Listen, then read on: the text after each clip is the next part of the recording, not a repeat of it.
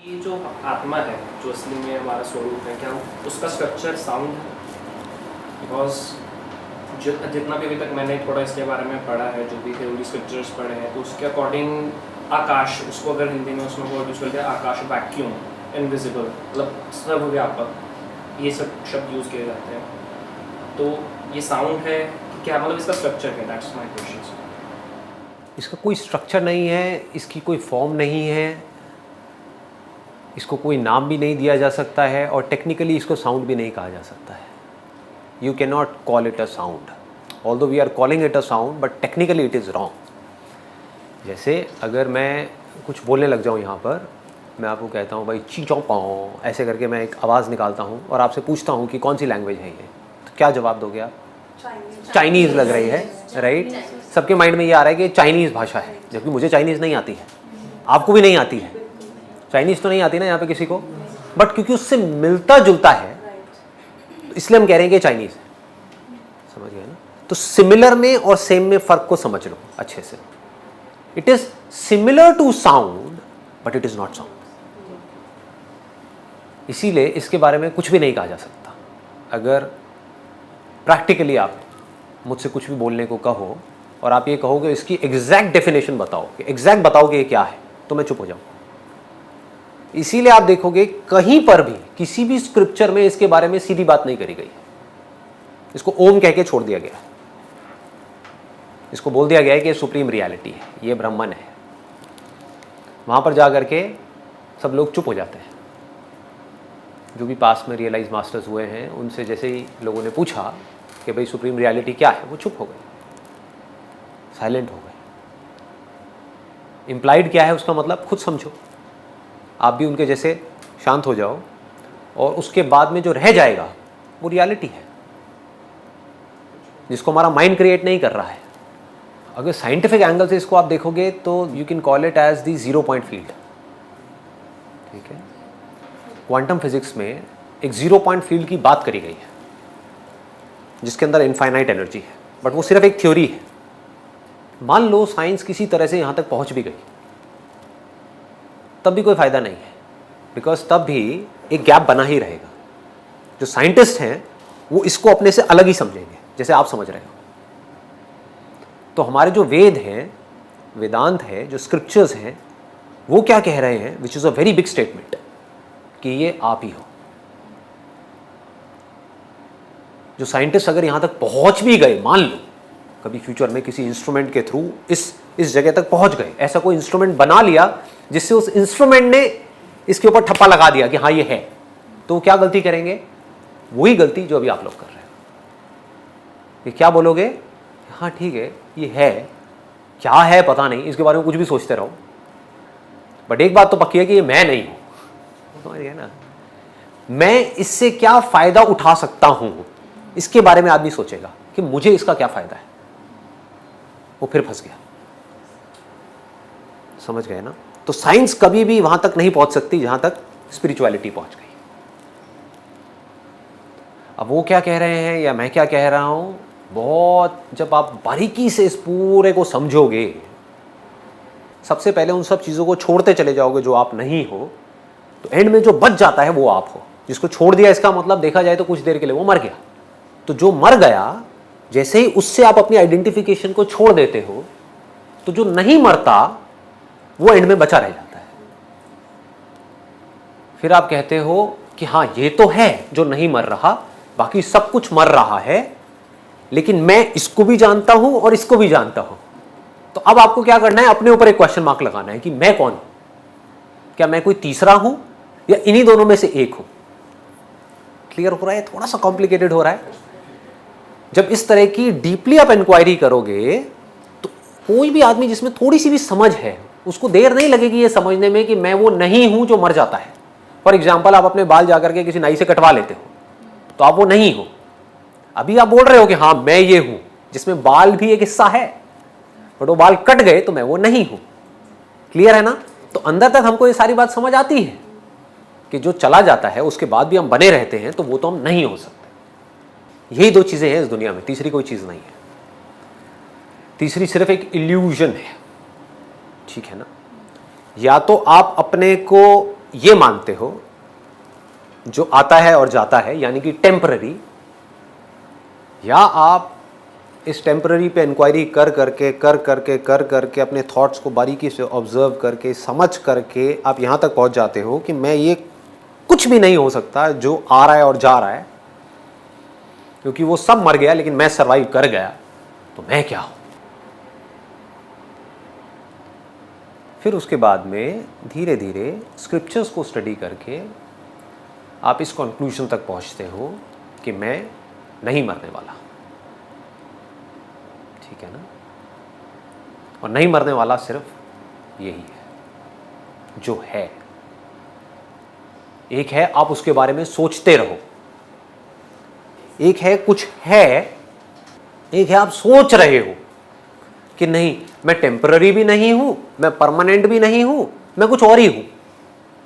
तो इन दोनों में से कहीं ना कहीं आपको फिट होना है। अब ये पूरी की पूरी जर्नी है, स्पिरिचुअल जर्नी, जिसको विवेक बोलते हैं। विवेक मतलब डिस्क्रिमिनेशन। आपको समझना है कि क्या नित्य है और क्या अनित्य है, क्या परमानेंट है और क्या टेम्पररी है, क्या बदलता रहता है क्या नहीं बदलता है, क्या मरता है और क्या नहीं मरता है।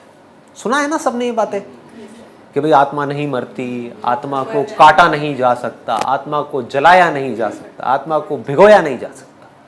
अब ये सारी बातें जो हमारे स्क्रिप्चर्स में लिखी है उसको आप वेरीफाई कर सकते हैं। ये एक सिंपल सा ना ग्राफ है मेरे हाथ में, ये फ्रीक्वेंसी ग्राफ है। इसको अगर आप ध्यान से देखोगे तो क्या होता है, जैसे जैसे फ्रीक्वेंसी बढ़ती चली जाती है वेवलेंथ कम होती चली जाती है।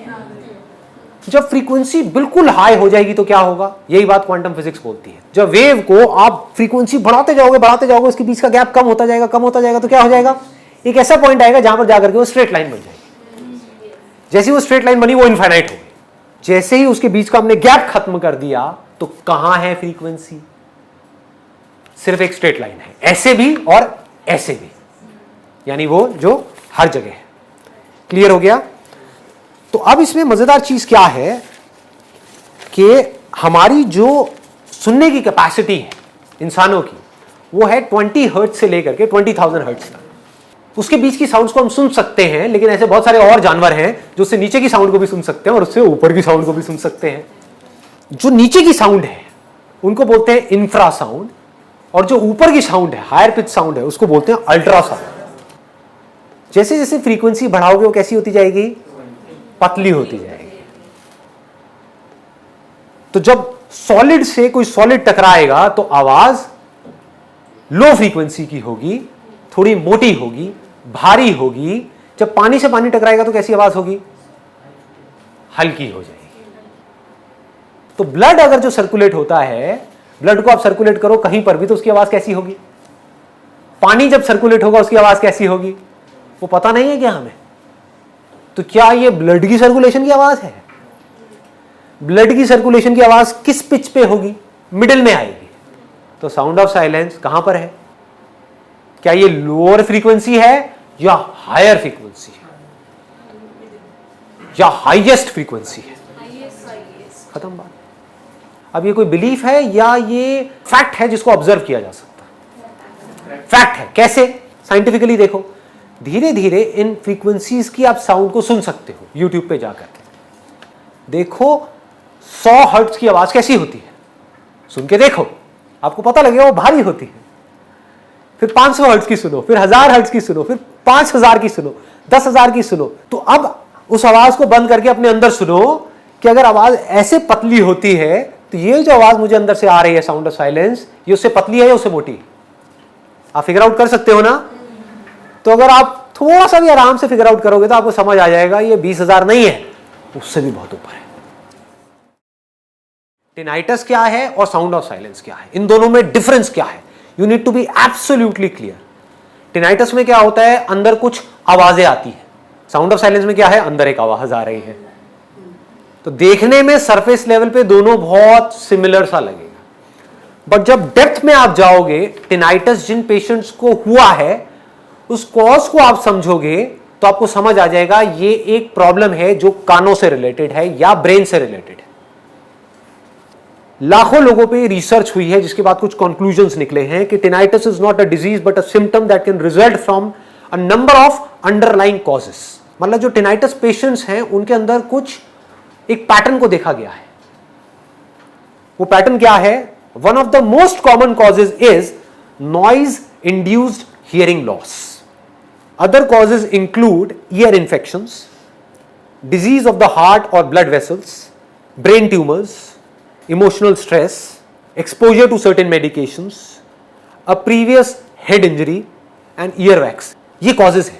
पर सबसे बड़ा cause जो बोला गया है इसके अंदर वो है noise induced hearing loss, जिसको define किया गया है noise induced hearing loss which is called NIHL is hearing impairment resulting from exposure to high decibel sound, noises that is concerts, sporting events, daily activities, personal listening devices to cause NIHL। एक और चीज, एक pattern क्या देखा गया है? The peak age range of patients with tinnitus is 40 to 70 years, 40 से 70 साल। Only 1% of those younger than 45 years of age experience tinnitus.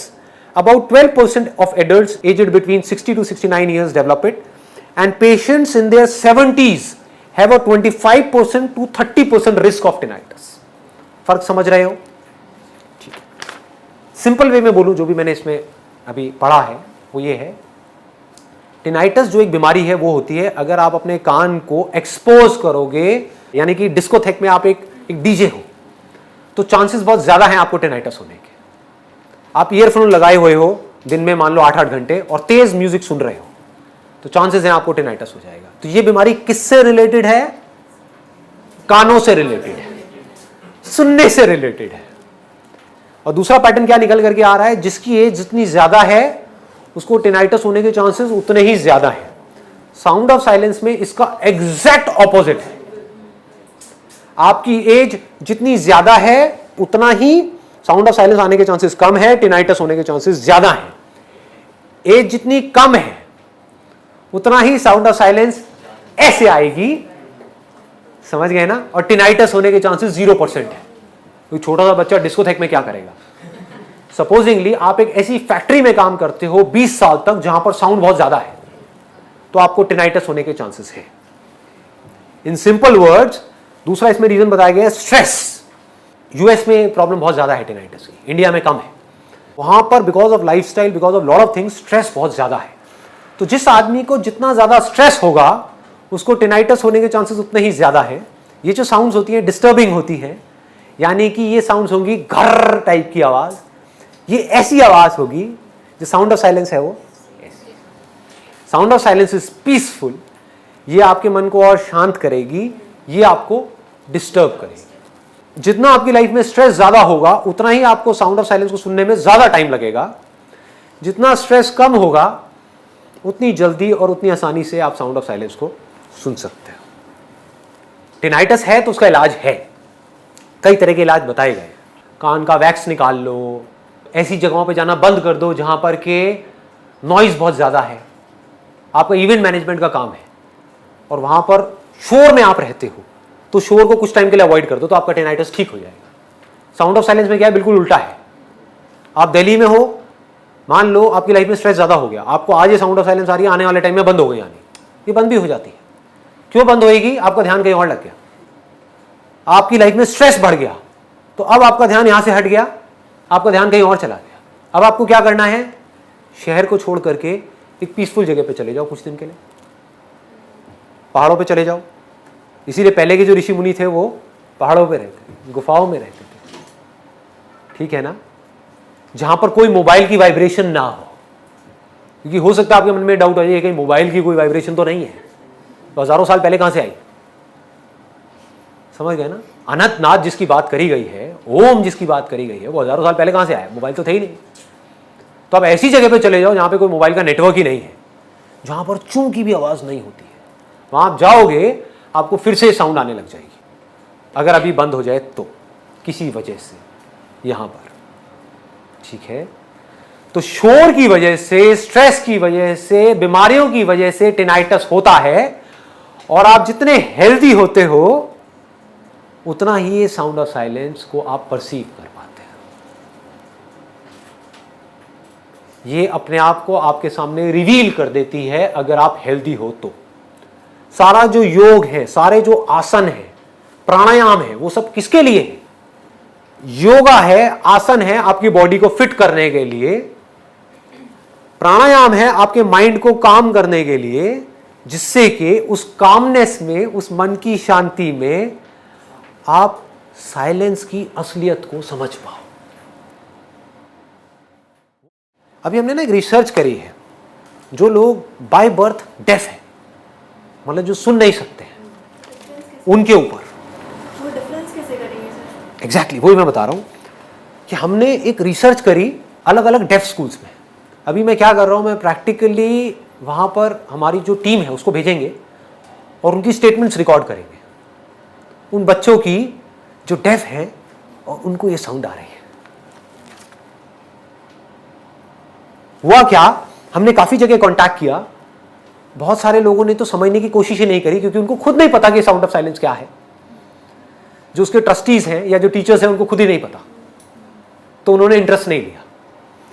लेकिन कई जगह पर, जैसे एक ये है जो तेलंगाना में है, मैं नाम नहीं बताऊंगा अभी क्योंकि ऑफिशियली हमारे पास में कंफर्मेशन नहीं आई है वहां से, उन्होंने बताया कि जो बच्चे हैं उनको ये आवाज आती है। Upon experimenting on about 30 children by telling them to focus inwards, she got the following results. Some students wrote imitated, या तो उन्होंने लिखा या इमिटेट किया म मतलब ऐसे हाथ लगा करके उन्होंने बताया, इशारों से बताया। कभी उनसे किसी ने पूछा नहीं था तो उन्होंने बताया नहीं था। जिसने कभी कोई आवाज सुनी ही नहीं, उसको क्या पता ये क्या है?